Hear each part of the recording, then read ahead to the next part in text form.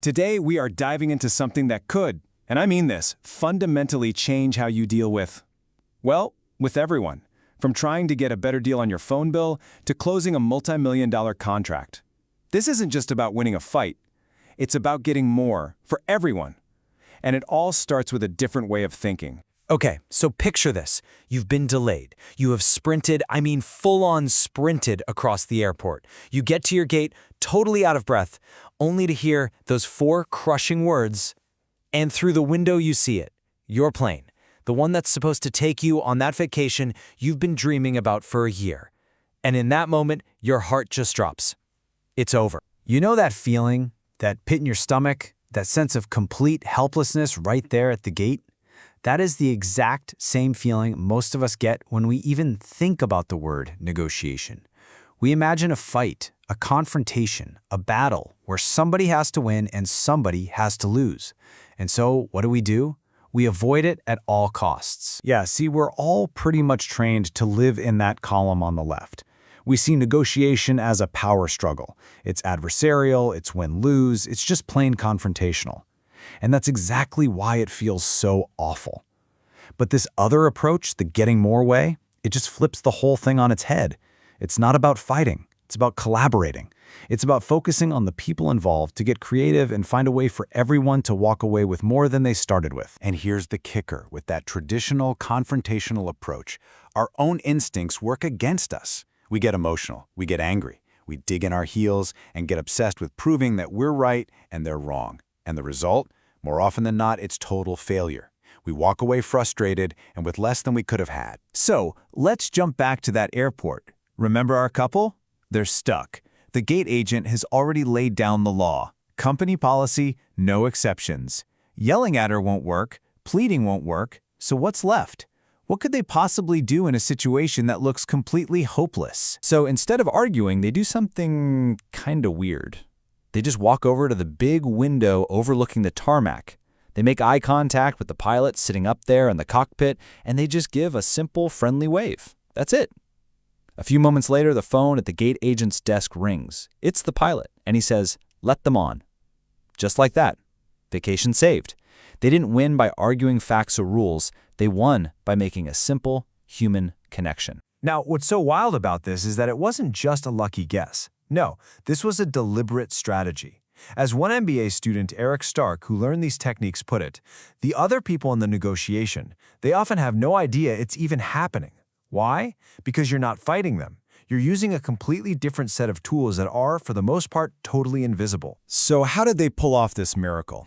Well, it wasn't magic. It was a four-step process. First, they stayed calm. Emotion is the enemy of a good negotiation. Second, they figured out who the real decision-maker was. Hint, it wasn't the gate agent, it was the pilot. Third, they stayed laser-focused on their real goal, not to win an argument, but to get on that plane. And finally, they used the simple nonverbal cue, the wave, to connect with the one person who could actually help them. Now that airport story, it's not just a cool party trick. It's a perfect demonstration of a really powerful philosophy, and it's all built on three fundamental shifts in how you think and how you approach any kind of disagreement or problem. Master these, and you can get more out of literally any situation. All right, the first shift is the biggest and maybe the hardest to swallow. It's not about you, it's about them. If you want to persuade anybody of anything, you have to get out of your own head and try to see the pictures that are in their head. What do they think? What do they feel? What do they need? That's what you have to focus on. Your brilliant logic means nothing if you don't start there. In the data, it totally backs this up. Look at this. When you break down what actually makes a deal happen, the substance, the facts, the figures, the merits of your case, that's less than 10% of the final decision. Less than 10%. Over half of it comes down to the people. Do they trust you? Do they like you? Do they feel like you see them as a human being? If you can't get that part right, nothing else matters. Okay, mindset shift number 2. Stop trying to bully people with your power or your position. Instead, use their standards against them. What are their own policies, their own stated values, the precedents they've set in the past? It's so powerful because you're not attacking them. You're calmly and respectfully holding them accountable to their own rules. It's almost impossible to argue against. Here is a beautiful, perfect example. A guy at a Hermes store is buying a sale item, and the clerk tells him they don't gift wrap things on sale. Now, instead of arguing, he just calmly, maybe with a little smile, asks this question.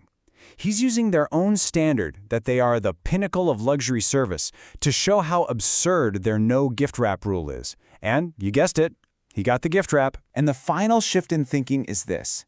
Stop seeing negotiation as a fight over one single fixed pie. You know, where if I get a bigger slice, you have to get a smaller one. Instead, look for opportunities to trade things that you and the other person value differently. It's about getting creative to actually make the pie bigger, so there's more good stuff for everyone involved. Look at this couple. They are stuck in an absolute lose-lose situation. Job offers in two cities that they both hate. It's a total stalemate. But then they start trading. He says, okay, fine, I will agree to move to LA, which I hate, if I get to plan the wedding, the honeymoon, and all our vacations for the next decade. See what happened?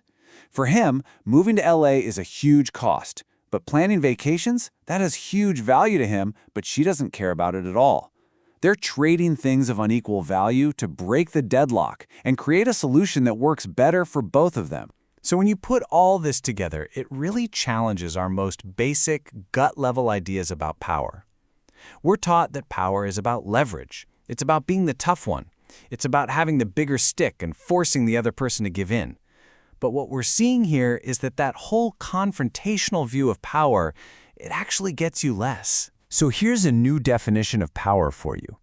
Real persuasive power isn't about beating someone down.